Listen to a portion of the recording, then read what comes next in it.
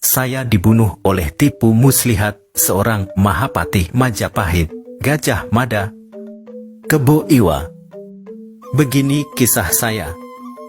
Zaman dahulu kala di desa Belah Batu, Gianyar, Bali, hiduplah pasangan suami istri yang lama tidak mempunyai putra yang akan menjadi penerus keturunan.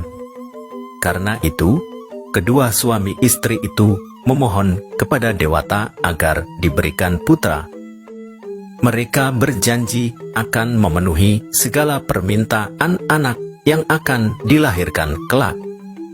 Keajaiban pun terjadi, tidak berselang berapa lama maka hamilah istri orang itu.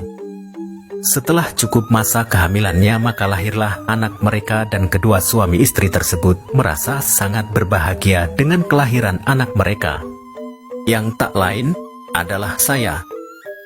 Sayangnya, saya sangat aneh. Baru berumur 2 hari, saya sudah menghabiskan sebutir ketupat. Ketika berumur 1 minggu, saya sudah mampu menghabiskan 6 butir ketupat setiap kali makan.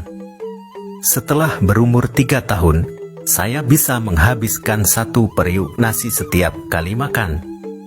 Dan apabila di rumah tidak ada nasi, maka saya mencuri nasi tetangga. Mengetahui saya yang rakus terhadap makanan, maka orang tua saya tidak sanggup memberikan makanan. Karena sifat rakus saya menyebabkan ayah saya sangat marah, apalagi mendengar aduan dari warga yang makanannya telah dicuri. Hingga suatu hari karena puncak amarah, ayah saya pun hendak menghunus keris dan ingin membunuh saya. Tapi sebelum dibunuh, saya menanyakan tentang nama saya, alasannya agar saya tidak tersesat di alam kematian. Kemudian ayah menjawab, "Nama kamu adalah Kebo Iwa." Setelah mendengar bahwa nama saya adalah Kebo Iwa, saya mulai beringas dan merasa diri sangat kuat, kebal, dan sakti. Karena itu, ayah saya tidak jadi membunuh saya. Dan karena sudah merasa tidak diterima orang tua, saya lalu pergi menghadap Raja di Puri Singamandawa. Saya pun diangkat menjadi patih dan diberikan tempat tinggal di Belah Batu. Segala kebutuhan dipenuhi raja. Mulai saat itu, banyak wilayah yang mampu ditaklukkan raja berdahulu berkat kekuatan saya bersama Ki Pasung Krigis dan Ki Ularan. Kabarnya ketangguhan saya sampai tercium oleh Mahapatih Majapahit, Gajah Mada. Ia memandang saya dan Pasung Krigis, Panglima Bali yang lebih senior dan ahli strategi militer, sebagai batu sandungan politik ekspansionisnya. Gajah Mada pun melakukan tipu muslihat dengan menghadap Raja Bali dan menawarkan perdamaian. Gajah Mada lalu mengundang saya untuk datang ke Majapahit dan ingin dinikahkan dengan seorang putri dari Lemah Tulis sebagai tanda persahabatan antar kedua negara.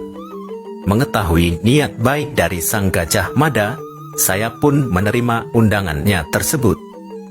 Namun, sesampai di Majapahit, saya kemudian dibunuh. Sebelumnya, saya tidak merasa curiga akan tawaran dari Gajah Mada untuk menikahkan saya dengan seorang putri dari Lemah Tulis. Hingga akhirnya, itu semua hanya tipu muslihat untuk membunuh saya dan menaklukkan kerajaan Bali. Mengetahui saya yang telah gugur, keberadaan itu mempermudah ekspedisi penaklukan Bali yang dipimpin Aditya Warman, Panglima berdarah Singhasari Dharmasaya pada tahun 1343. Ekspedisi Majapahit ke Bali pun dipimpin langsung oleh Gajah Mada yang diiringi oleh Panglima Arya Damar, Arya Kenceng, Arya Sentong, Arya Blok, dan Arya lainnya. Mereka memimpin pasukan Majapahit dalam penyerangannya ke kerajaan Bali. Penyerangan itu pun menyebabkan terjadinya pertempuran antara pasukan Gajah Mada dengan kerajaan Bedahulu yang mengakibatkan Raja Bedahulu dan putranya wafat serta hancurnya kerajaan tersebut.